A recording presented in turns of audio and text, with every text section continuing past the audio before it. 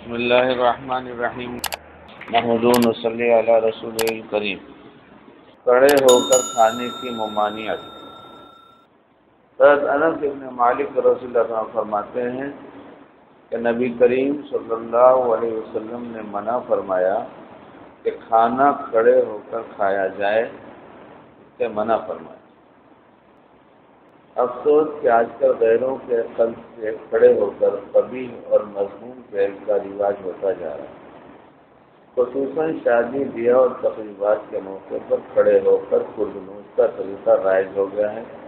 اس پر مزید قباحت در قباحت سے چل کر اللہ کی پناہ یہ جانوروں کا طریقہ ہے، نہ کہ انسان، وہ بھی اہل ایمان۔ یہی وجہ ہے کہ جانوروں کے افعال سے جانوروں کے اخلاق پیدا ہو رہے ہیں۔ ایسی دعوتوں میں شرکت خلاف سنت اور مکروہ ہے۔ اختیار نہ ہو تو واپس چلا آئے، یہ محمود ہے اور مقام غیرت ہے۔ البتہ اتفاقاً کوئی خشک پھل کھڑے ہوئے یا چلتے ٹہلتے ہوئے کھا لیا جائے تو اس کی گنجائش ہے، نہ کہ کھانا وغیرہ،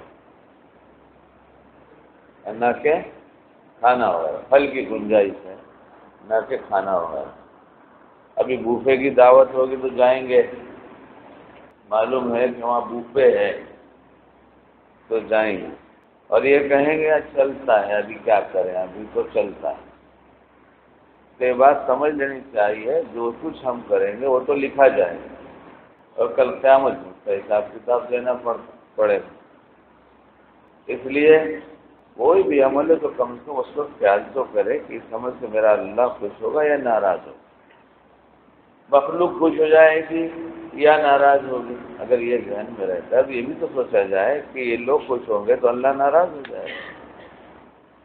اور حضرت ثانوی رحمۃ اللہ علیہ غریبوں کی دعوت بہت قبول کرتے تھے، مالداروں کی کم، اور کہیں مالداروں کی قبول کرتے تھے، اس کی مصلحت بیان کرتے تھے کہ یہ مالدار دیندار طبیعت کے آدمی ہیں اور ان کے تعلقات ایسے لوگوں سے ہیں جو اور جگہ پہ نہیں آئیں گے، صرف انہی کے آئیں گے۔ کسی غریب کے آنے میں ان کو بے عزتی محسوس ہوگی، کام تو ان نے بھی کرنا ہے، اس لیے اگر مالدار کی کرتے تو بہت اس کے پیچھے نیتیں ہوتی۔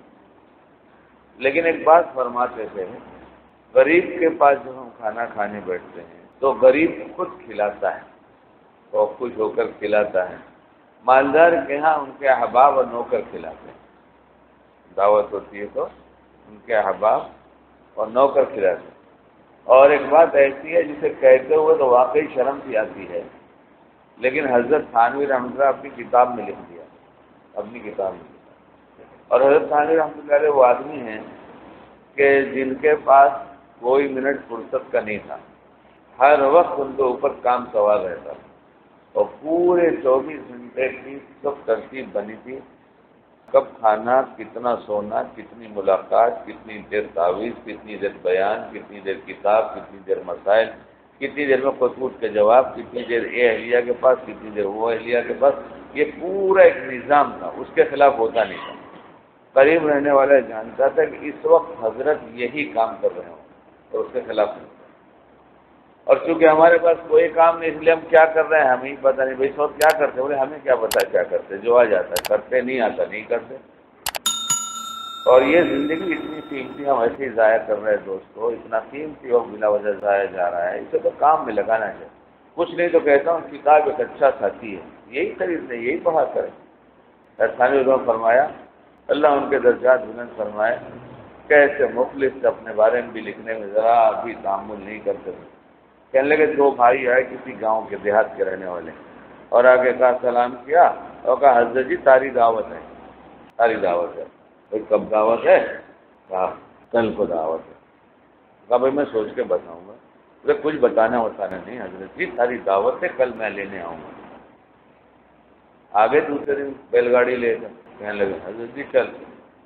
حضرت جی نے کہا ہاں نہ تو نہ کی تھی، کہا ہاں نہ جانوں، چل لے کے چلے۔ اچھا چلو، مسکرائے اور چل دیے۔ اور پہلے سے تیار رہے ہوں گے کہ دیکھیں سب کیا کرتے ہیں، مخلص آدمی گاؤں کے لوگ ہیں۔ گئے تو کھانا ان لوگوں نے ڈھیر سارا بنوایا تو رکھا تو حضرت کی خوراک کی. ارے حضرت جی اور کھاؤ، حضرت جی اور کھاؤ. اب حضرت جی بیچارے کتنا کھاتے، کہتے ان کی زندگی کے لیے کچھ اور لوگوں نے کھا لیا. کہا بس، کہا واقعی بس، کہا ہاں. حضرت جی تو ڈھاٹا تیرے ٹھاٹ ٹھاٹے، یعنی تو ڈھاٹا تیرے ٹھاٹ ٹھاٹے سب ایک اچھی شان ہے تیری، مگر کھانے میں تو گانڈو ہی نکلا. حضرت نے اپنی کتاب میں اس بات کو لکھا کہ اتنا اخلاص بھرا جملہ تھا کہ یہ مجھے ذرا بھی گرا نہ گزرا، بلکہ میں نے کہا اس معاملے میں تو میری حقیقت ہی کو کھولا ہے. یعنی دیکھو تو صحیح، یہ لکھنے والے کتنے مخلص اور کھلانے والے کتنے مخلص. اور اب کون مخلص ہے، کیا مخلص ہے؟ تقریباً 25-30 سال بعد پرانی ہوگی. میں ایک صاحب کے گھر صبح ملنے گیا تو ان کے ہاں 1 روز پہلے یا 2 روز پہلے لڑکی کی شادی تھی.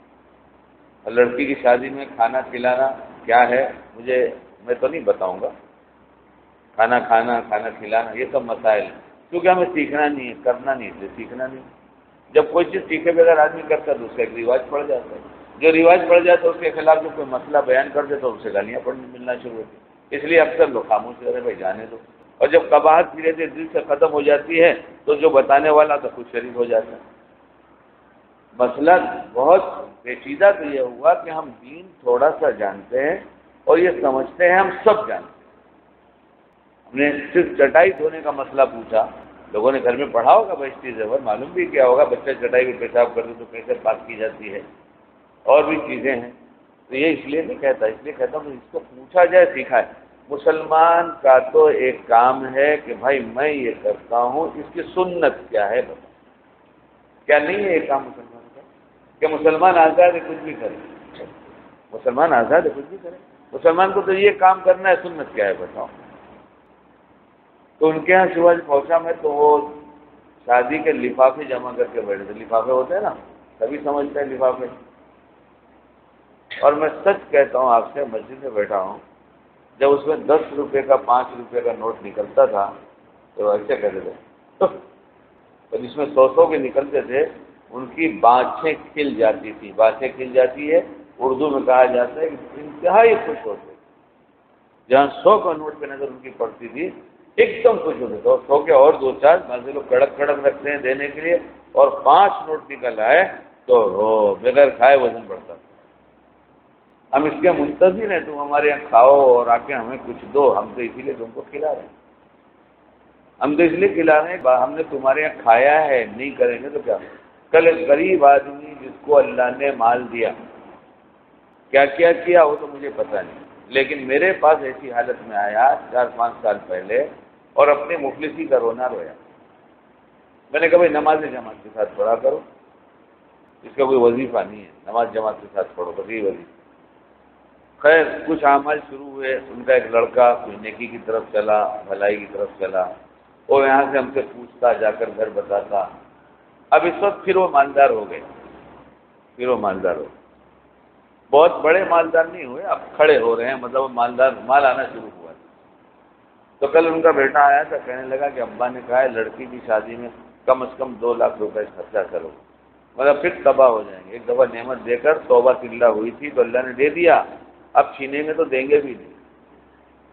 ہماری روزیوں کی بے برکتی، ہمارے دینی اعمال کی طرف طبیعت کرنا چلنا، یہ بہت بڑے بڑے حرام کی وجہ سے ہوتا ہے جسے ہم سمجھتے نہیں. اور صرف ایک بات سوچ لیا جائے، خدا کے مقابلے میں مخلوق کی خوشنودی کہیں یہ مومن چاہتا ہے کیا؟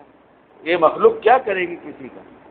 اور جب ہم سنتوں سے اپنی زندگی کو آراستہ کریں گے تو دھیرے دھیرے دھیرے دھیرے اب پوچھ کے کرنا شروع کیا، اس کی سنت کیا، اس کی سنت. اب یہ معلوم ہو گیا کھڑے ہو کے نہیں کھائیں گے تو کہیں بوفے ہوگا تو کھائیں گے. بھائی بوفے میں سے بھوکے آ جائیے نا، کیا حالت کی بات ہے. آپ کے گھر اللہ نے دیا وہاں کھا لیجیے، بوفے چھوڑ دیجیے، بھوکے آ جائیے. اللہ کو پسند ہے، گھر آپ کو اللہ نے دیا، اپنے گھر آ کے کھا لیجیے. کریں گے انشاءاللہ کہ مخلوق کو خوش کریں گے؟ نہیں نا، اللہ کو خوش کیجیے.